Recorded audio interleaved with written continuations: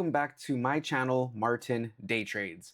I am Martin Gonzalez, and I am a serial entrepreneur who would really appreciate if you could just, right off the bat, just subscribe, like, and comment.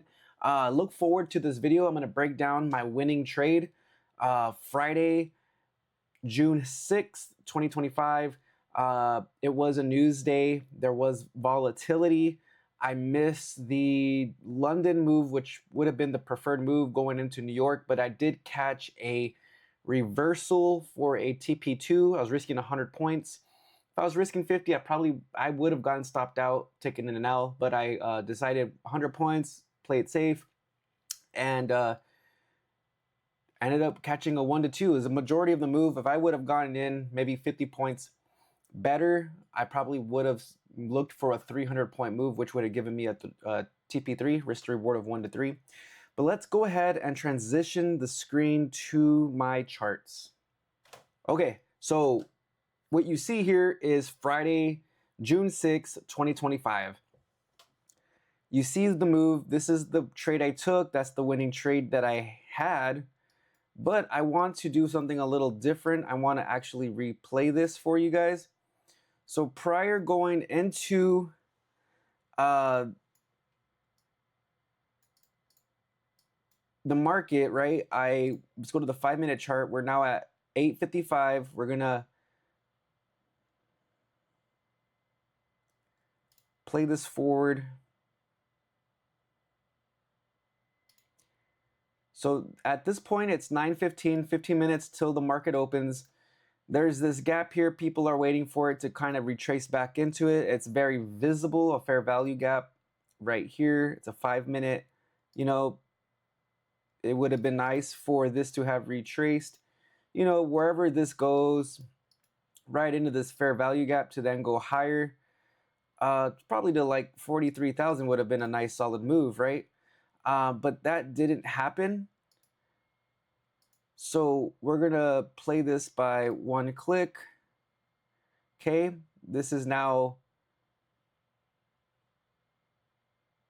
9:20, and this is 9:25.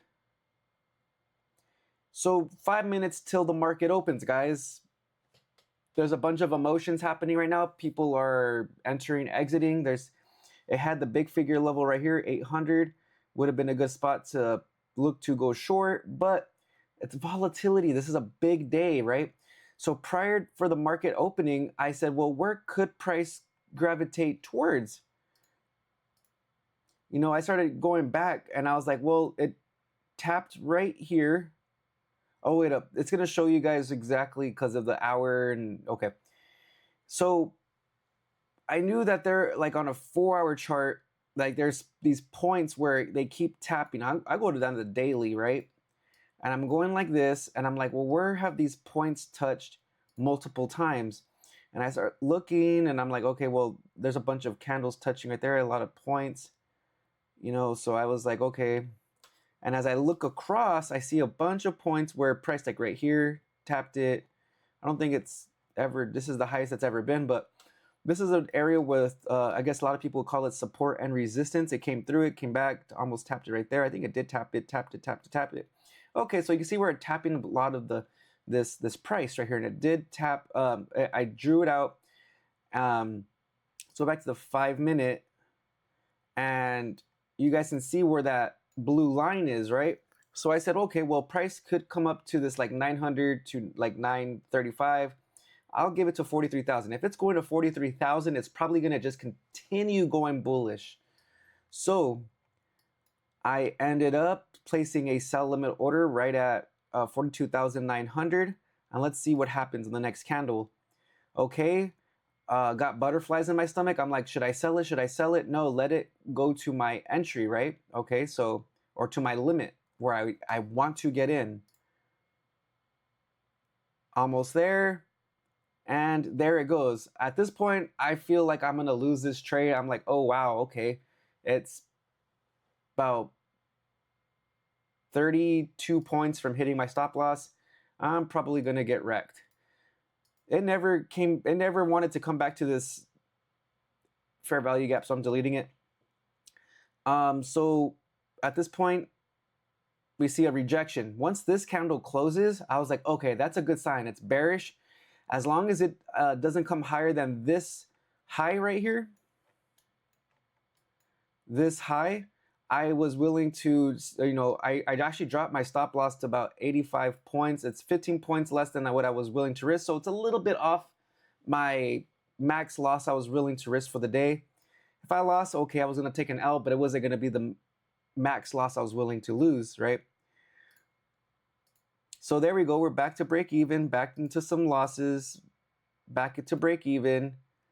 The entry would have, like, optimally would have been like 950, right, in this area right here.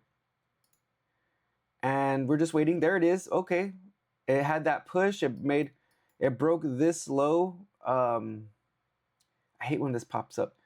Okay, so price broke down low below this low, so I knew there was momentum wanting to push lower, so it had a retracement. At this point, there could have been sellers who got in at this point. At this point, I'm like, okay, well, I'm actually going to drop my stop loss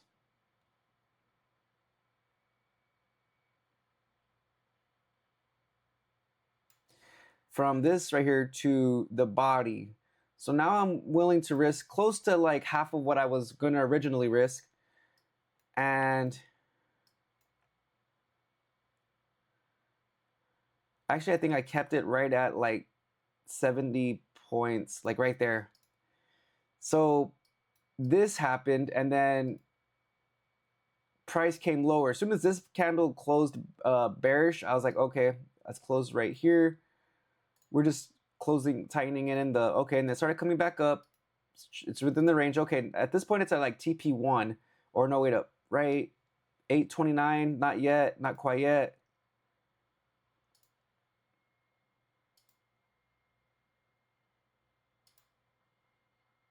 Okay, TP1, I moved my stop loss to break even at this point.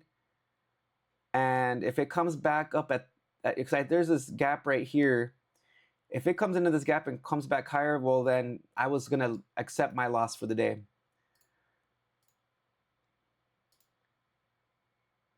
And it did have a little reaction off this little area.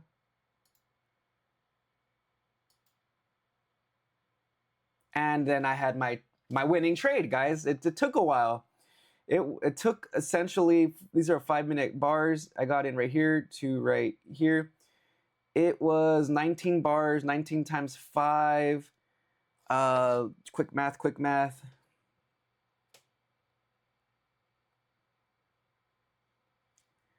95.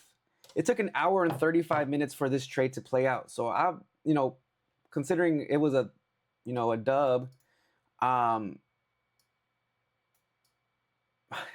was ecstatic, guys. I honestly, truly was, because it keeps me in the game. I had a hunch that it wouldn't go higher than this blue line, 938, and it did. I probably could have went up to like this 950, just, and then it had that rejection.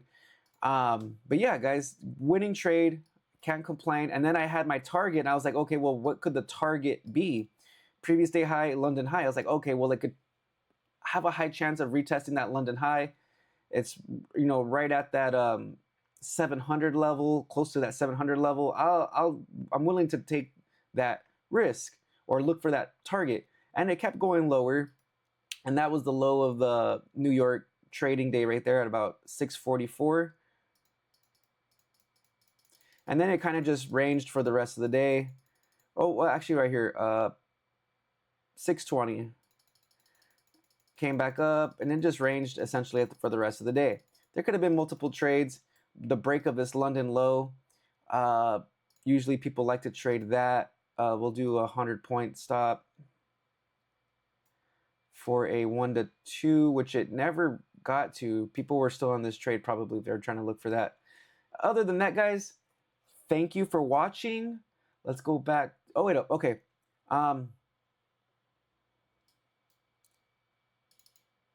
Let's thicken this up right here, guys. Okay. Support and resistance. I know that blue line right there. Okay. We are going to exit out of this. and take a screenshot. I want you guys to get into the habit of journaling your trades. This is my trade so far. You guys can see I've had 4 winning trades, 4 losing trades. And remember, guys, there was this day right here where I was trying to lose so that I could stay within the consistency rule, and I kept winning. It was stupid. But I would have passed the challenge right here in 2 days, 1,500 and 1,500. I was a little over, like $25. I was trying to lose $25. But here we go. I got that right there. You guys can see my winning trades, time performance and time duration. My best winners are when I hold them actually for about an hour and a half to 5 hours, 5 hours, 6 hours, so anywhere between an hour and a half and 6 hours is the time I'm holding. I'm day trading. I'm holding up my position and letting the trade play out.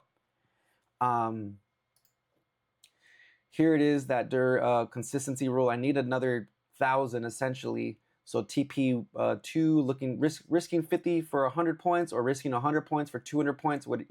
Whatever it is, I need to make $1,000 to pass. onYM1, here's this. I already exported that to give this data. Daily journal. Add notes for Friday. Great trade, Martin G. You had A+ patience and did not FOMO into a trade. You let the sorry guys. Let the trade come to your limit order and had the management of the trade in the bag. You did great finding where price could react off of. It was a support and resistance line from many points of where price had tapped into on the daily chart. There you go. Do my reviews. I can see where this 900, and just review it, guys. When you review, I'm not gonna I'm gonna just go to the other screen real quick. So when you review your trades, you're actually going through what exactly happened. You know exactly what happened. I know what exactly happens when I take a trade. Before, when I used to just get in and get out, there was no discipline. I could not hold myself accountable. I did originally trade momentum stocks, also known as penny stocks, with Warrior Trading, a very bad group. If you guys go into that, just know you're not going to get individual personal help. It's you get the content, you get to live trade with him, but he doesn't sit with you and just be like, hey, you're doing this wrong. You're supposed to just wait and have patience. I'm sure if I traded penny stocks nowadays, I would do great, but that's not the case. This is the case. I'm trading indices, futures, contracts, futures markets with Top Step, and I'm doing good. I want to scale my accounts. I'm about to get one 50K account. From there, I will probably buy 100K accounts, because the way I want to manage risk is I only want to risk $100 to make $200. So if I have a 100K account, I have much more room to lose consecutive trades before I actually blow my account. With the 50K account, you're allowed a max loss limit of $2,000 in drawdown wherever you're at. So let's say you get $1,000 in profit. and you start out at 50K, so now you're at 51,000. Your max drawdown isn't 48,000, it's 49,000. So you're only allowed to lose max, if you're risking $500 per trade, 4 trades. That's not good. But if you were to risk $100 and you were allowed to lose $2,000, you're not allowed to risk 2, 4, 5, 10, 20 trades. So that right there keeps you in the game long term. Now, if you scale up and you have 5 accounts and you're risking $100 per account, you're risking $500 to make $1,000. $500 to make $1,500. Let's say you catch a TP4, you risk $500 to make $2,000. But your account is safe because you're only risking $100 per account with a max drawdown of $2,000. So that's where I'm trying to get at. Before I was risking 1%, which I would get my funded accounts, but then I would lose it. I'd be on a hot streak, and then all of a sudden, 4 losing trades, boom, gone. Or yeah, and it could even be within 2 days or 3 days because I was taking 2 trades a day. I used to take a lot of trades a day, and then I got down to like 4, 3, then 2, 2, 1, 2, 1, 1, 1, 2, 1. Those 2 losing trades on any given day suck. Just stick to 1 trade a day. Get in, get out. If you lose, just okay, be back tomorrow. If you win, okay, be back tomorrow. Don't look for more because that's what's this right here. I'm showing you guys 1 trade a day, 1 sniper shot a day, and you could be profitable by the end of the week. Just got to have that patience. All right. Please like, comment, subscribe if you found any value in my videos. Please subscribe. Send my my YouTube page to someone else that's interested in trading. Get the link, send it to them, and have a great day. Yeah, it's gonna be a good one.